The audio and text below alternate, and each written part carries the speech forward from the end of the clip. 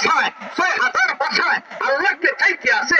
আল্লাহ বলেন ৬,০০০ বাসার কথা আমি বুঝি। এই দুনিয়ার মানুষ তোমরা কি জানো? ওই যে শিশু বাচ্চাটা পর্যন্ত মাকে কি বলতে চায় সেটা আমি বুঝি, তোমরা কিন্তু বুঝো না।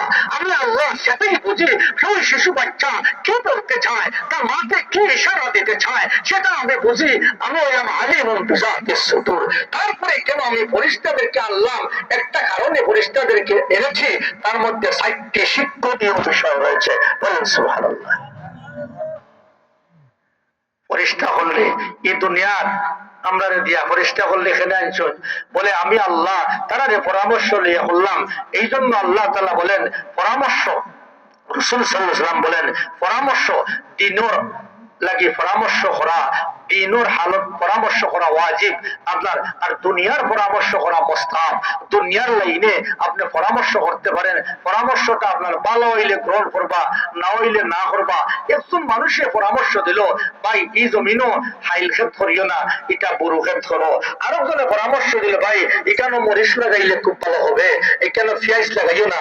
আপনার পরামর্শ মনে হইলে গ্রহণ করবা, না হইলে না করবা, এতে আপনার আপত্তি নাই। কিন্তু দিনের লাইনে যদি পরামর্শ দেয়, দিনের লাইনে যে নামাজটা আপনি পড়েছেন, এই নামাজটা এইভাবে পড়লে সব বেশি হবে, এইভাবে পড়লে আপনার গুনাহ হবে, নামাজ হবে না, নামাজ কষ্ট হবে, সেই পরামর্শ মানা জানা ওয়াজিব।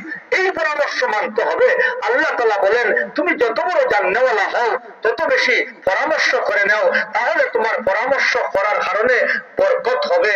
আমি আল্লাহ তাদেরকে এই জন্য বসাইলাম, তাদের মতামতকে নিলাম। আমি তো আল্লাহ কি বানাইবো সেটা নির্ধারিত করে রেখেছি, কিন্তু তাদের কাছ থেকে পরামর্শ নিলাম। ওই জমিনও আমি আমার বন্দারে সৃষ্টি করব, আর বন্দা আমার ইবাদত বন্দেগী করবে।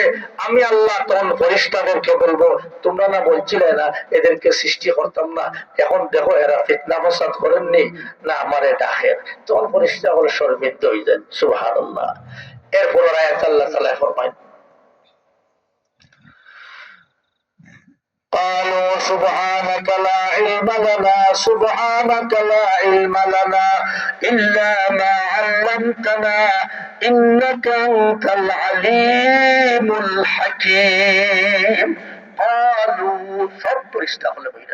سبحانك আল্লাহ তার পবিত্র জাত।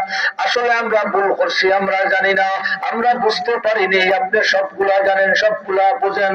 আপনি হিকমত ওয়ালা, আপনি বিজ্ঞানী, আপনি বৈজ্ঞানিক। আল্লাহ আপনি জাননেওয়ালা, আপনি সবগুলা জানেন।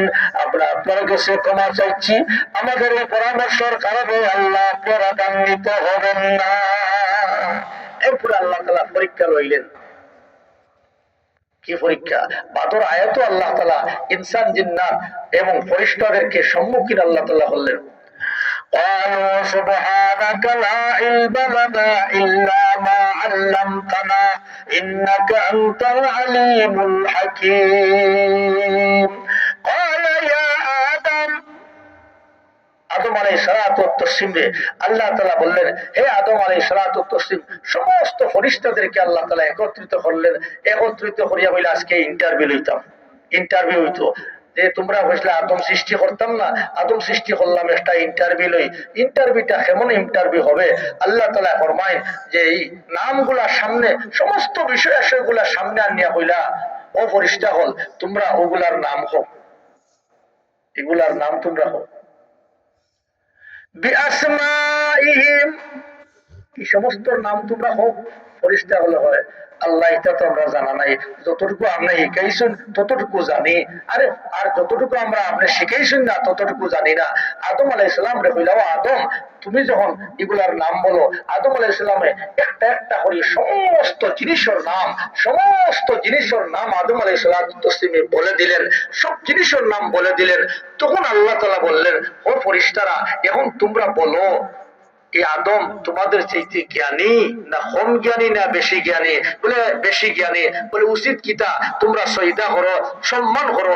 ইসজুদু লি আদম ফাসাদাদু কুল্লুহুম আজমাইন ইল্লা ইবলিস আবা ওয়াস্তাকবারা ওয়া কানা মিনাল কাফিরিন ক্বালা ইবলিস আনা খায়রুম মিনহু খালাকতানি মিন নার ওয়া খালাকতাহু মিন তিন। বলেন সুবহানাল্লাহ।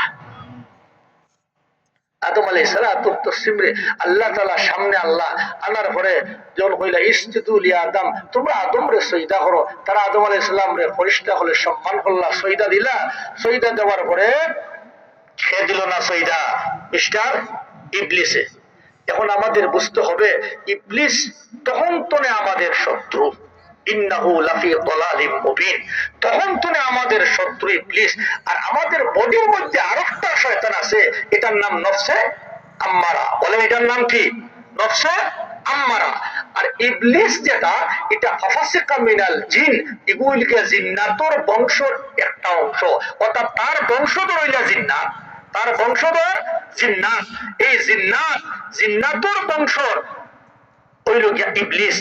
এই যে জিন যে আগে আসি সমস্ত জিন্নাতরে মারিলে হইছে, কিছু জিন রইছে এরারে পাহাড় পর্বতে তারাইয়া দেওয়া হইছে, ওখান থেকে ছোট্ট বাচ্চা ইবলিস রে তুলিয়া নেওয়া হইছে, তখন তার নাম হইল গিয়া আজাজিল অথবা সাইয়্যিদুল মালাইকা, ফেরেশতা হলো সর্দার, আবিদ, জাহিদ, তাকি, এটা তার নাম আছিল।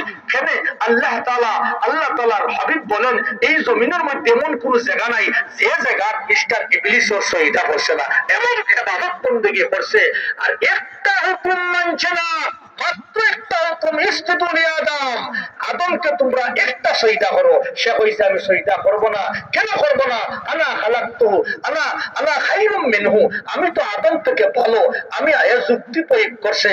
এতে এই কথাটা মনে রাখা দরকার, এক সজদার কারণে যদি এত বড় একজন ইবাদত করনেওয়ালা, এত বড় একজন তাকি, মুত্তাকি, পরহেজগার, সাইয়্যিদুল মালাইকা আল্লাহর লানত প্রাপ্ত হইতে পারে, তাহলে আমার জীবনে কতটা সজদা আমি মিস করছি।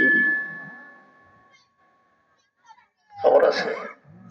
আল্লাহ যদি ঘোষণা দিতা এক সজদা না দেওয়ার কারণে ইবলিসকে কইছি শয়তান যা বাড়িয়ে যা, আমার দল টনে জাহান্নামে তুই। আর এই ঘোষণা যদি আইতো রসুলকে হইতা জানিয়ার একটু উম্মতরে গিয়া হইও মেরাজে গেছলা 50 ওয়াক্ত নামাজ তনে সময় হয়ে 5 ওয়াক্ত দিলাম, সাবধান উম্মতরে গিয়া হইও একটা সজদা যদি মিস করে খবর আছে, বুঝছেন না? এক সজদা যদি খালি মিস করে খবর আছে, উম্মতরে জানাইয়া দিও এক সজদা যদি তার 1000 বছরের ইবাদত নষ্ট হইতে পারে, আপনার উম্মত মানে সজদা মিস করলে আল্লাহ তাআলা এখন আমি উম্মতে মুহাম্মদের প্রতি রহম, আল্লাহ কত দয়ালু, কত দয়াবান, 5 ওয়াক্ত নামাজ দিছেন। যাই হোক, আমার কথা অন্যদিকে চলে যাইতেছে।